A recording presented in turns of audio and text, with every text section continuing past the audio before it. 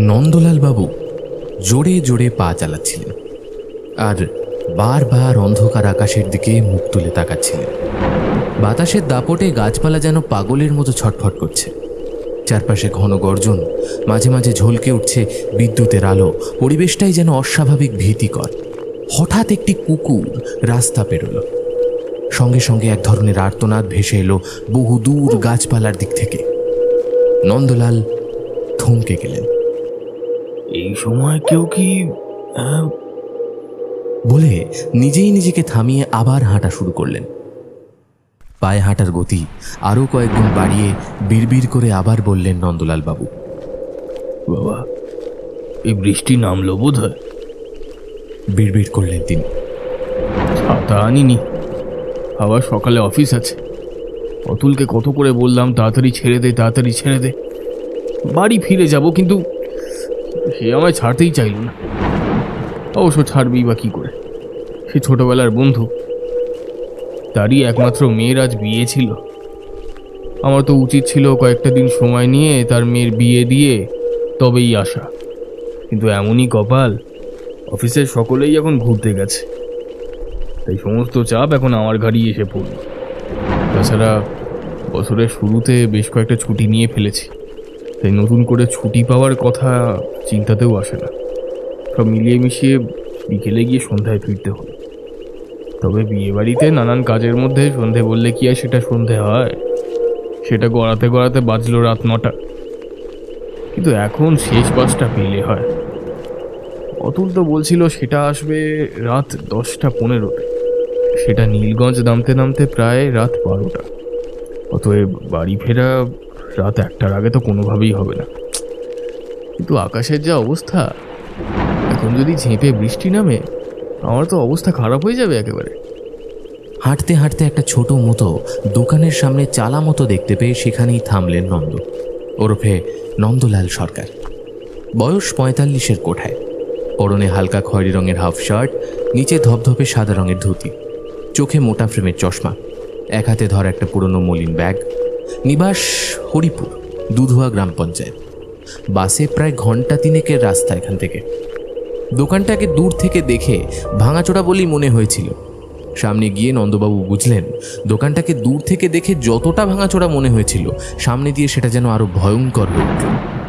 চালের টালিগুলো বেশিরভাগই ভাঙা, কাঠের বেড়া থেকে ছাল উঠে গেছে। চারপাশে জমে থাকা জল আর কাদায় দোকানের পেছনটা কেমন অদৃশ্য হয়ে গেছে। ঘরের এমন অবস্থা দেখে নিজের মনেই বিড়বিড় করে ওঠেন নন্দ। ও বাবা, এই ঘরের যা দশা, ভয় করছে কখন উপরের ভাঙা চাল গায়ের মধ্যে এসে না পড়ে। যা ঝড়ঝাপটা মারছে জোরে জোরে, সব কিছুই তো ভাঙাচোরা। মনে হয় বহু জন্ম কেউ এর ধারে কাছেও আসেনি। তার কথার যেন জবাব দেয় প্রকৃতি নিজেই। হঠাৎ একটা প্রচণ্ড হাওয়ার দাপটে ঘরের চালের ওপর থেকে একগাছা কাঠ ঝনঝন শব্দ করে খুলে পড়ে যায় আর ধপাস করে নিচে পড়ে। সেই শব্দের সঙ্গে যেন আকাশ ফেটে নামে মুষলধারায় বৃষ্টি, এমন বৃষ্টি যেন আকাশের সমস্ত জল একসাথে নেমে আসছে। চারিদিক সাদা ধোঁয়াটে হয়ে নন্দবাবুর চশমা ঝাপসা হয়ে গেছে নিমেষে।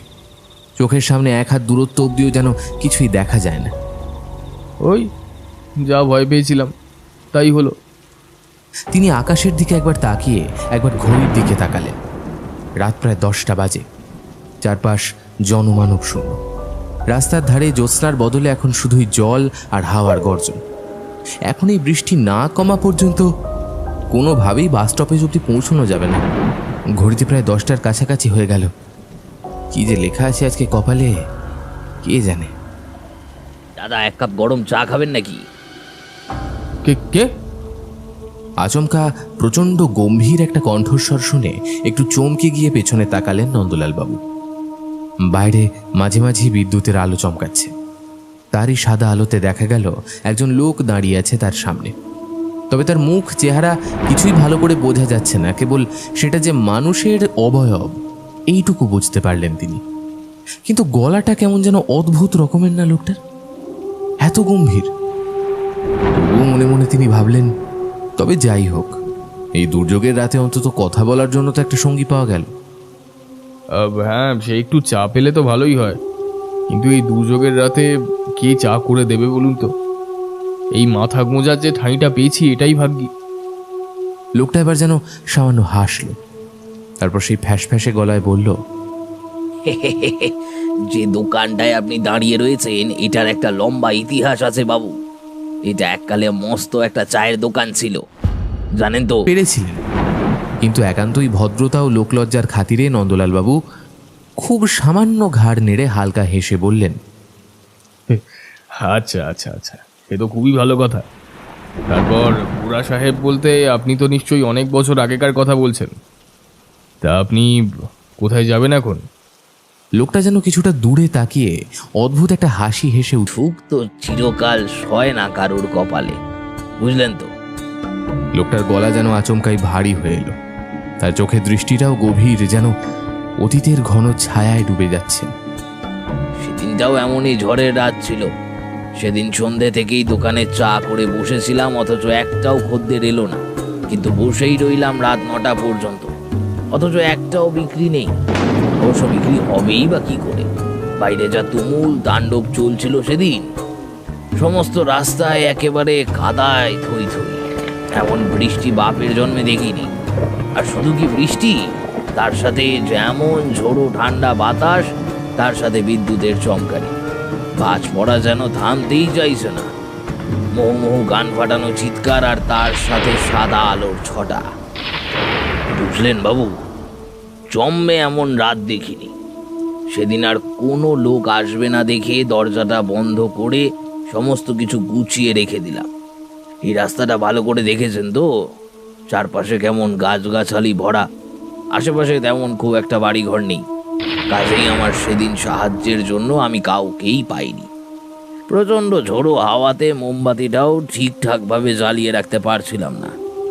তক্তাপোশের ওপরে বসে কান মাথা মুড়ি দিয়ে কোনো মতে শুয়েছিলাম।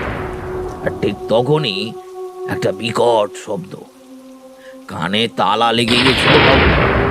চোখের সামনে দেখি একটা আগুনের গোলা ছুটে আসছে, তারপরে প্রচন্ড যন্ত্রণা, আর চোখের সামনে ঘনিয়ে এলো কালো অন্ধকার। স্তূপের দিকে নজর পড়তেই কেমন যেন পাথর